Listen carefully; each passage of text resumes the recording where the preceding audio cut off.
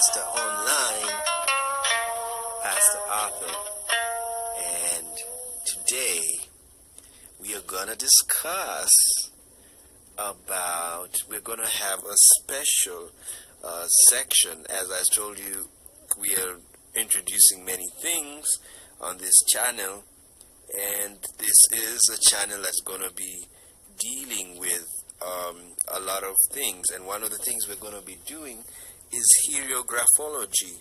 Hierographology means the study of religious texts or sacred texts. So we are going to be studying all the different religions and the texts they have. And the reason why we're doing this is not because we just want to know. Knowledge is power. And we're living in a time in the world whereby we have realized we are a diverse people. And now that we're a diverse people, we need to understand each other and where we are and whether we can live together. And that's why we are going to be having hierographology here. And that's the study of religious texts, just like the hieroglyphics. In Egypt, the hieroglyphics, hiero means temple. It's the temple writings. These were the writings found at the temples. And it was the religious people that were the educated people in the ancient times until the Protestant Reformation that led to both non-religious and religious people being educated. So we are going to go through different sacred texts, and we are going to study each and every one of them, and this most especially the ones that have very big effects on us. Now, as you've been listening to some of the podcasts we have heard, you must understand there are diverse religious texts. Remember, diversity is the principle principle. We are diverse. That is nature. That is life. Even in the stars, even in the cosmos, there are different stars. There is no star that is the same as another star.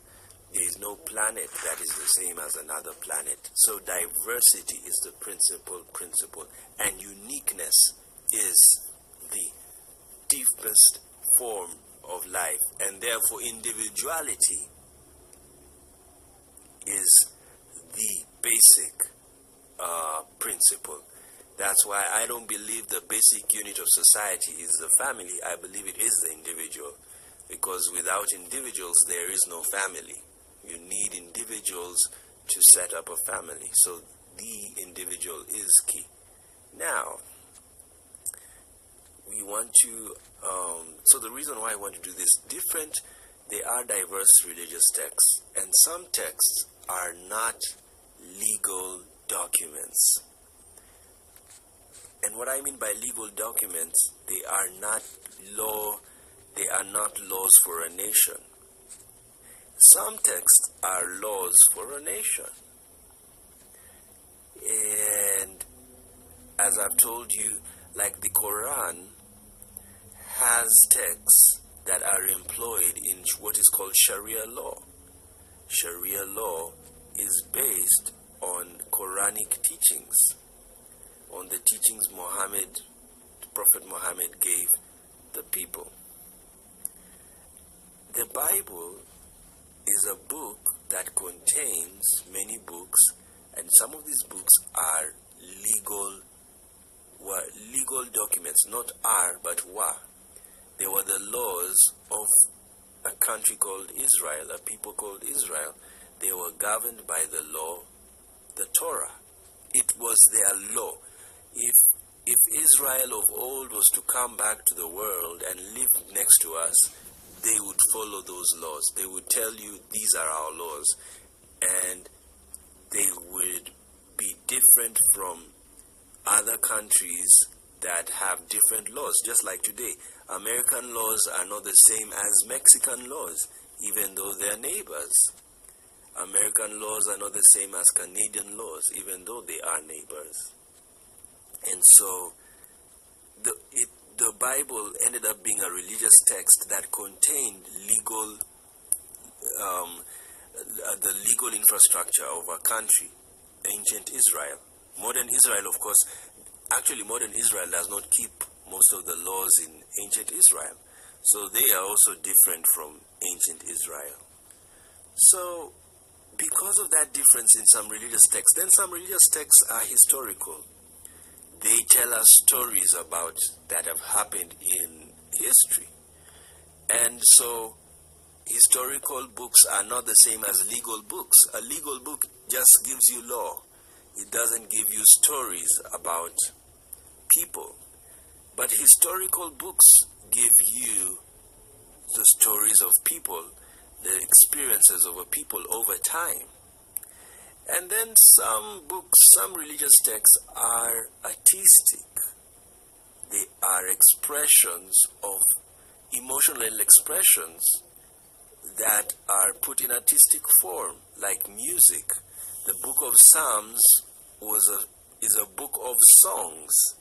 Zabur in Arabic, in the Quran. These are songs of praise and prayer and adoration. And they are also found in the Bible. So they are just songs. Their job is not, and a song can contain history. A song is about emotions, like when you love God, you sing. When you are angry about what your enemy has done to you, you sing. Like what you see in R&B. It's very interesting. R&B and rap songs, you say, this guy messed me up and I'm going to put him down. And when you remember Mary J. Blige, no more drama in my life. And when you go to read the book of Psalms, there are Psalms that have no more drama tone. There's a famous Psalms 109 where David is cursing his enemy. And it's in the Bible. And Jesus is the one who said, don't curse your enemy. But you find David cursing his enemy. Why? Because songs are an expression of your heart, what your heart is feeling, emotions. And so when you are feeling sad, you can actually write a song about your enemy and your wishes you have over your enemy. So that is what the book of Psalms is all about. And remember what I've told you, in the past, the only way to record things was through writing. But right now, we can record things through podcasts, we can record things through CDs, we can record things through, the DVD, you can record things through the phone camera. So these days we can capture a lot of data. And that's why today the modern psalms are the modern musicians we have, be they secular or religious.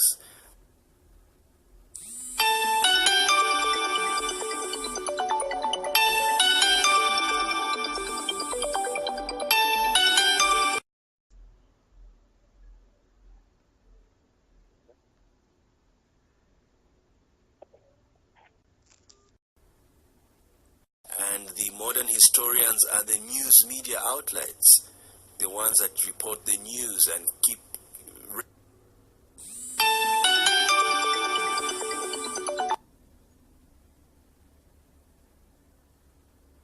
records of what has been said by presidents and what has happened in the world and what has happened in the economies of the world. And so everything we have today, there's nothing new under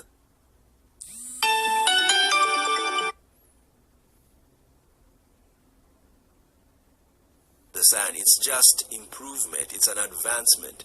The scribes of old who used to write the old texts are now the journalists of today. They are now the media people. And the prophets of old, the critics, these are the intellectuals of today, the people who come and discuss the issues that dog a society. And nothing has changed. It's just the naming and the level of advancement. So we're going to be studying many texts. As I've told you, some are historic, some are artistic, some are legal, others are scientific. They try and explain the body system, though very few religious texts go go into science for a very good reason. They didn't have the tools to understand science. Like the best people who were close to science were the Greek philosophers, Aristotle and Plato and all of these guys. They were close to sciences because they were not so religious, even though they discussed about religion. And for your information, Queerian theology also sees religion as a philosophy. It is philosophy because what is philosophy? Philosophy is wisdom, love of wisdom. And what is wisdom? Wisdom is knowledge. And what is religion? Religion or theology is a knowledge of God. So it's to know who God is and to know the nature of God and to know the nature of life. And that's wisdom and that's knowledge and that's science. And therefore, philosophers are people who like studying knowledge. They like be it religious knowledge, which is theology, or secular knowledge, which is science. So prepare yourselves as we take ourselves to a wonderful journey through the sacred texts of the world.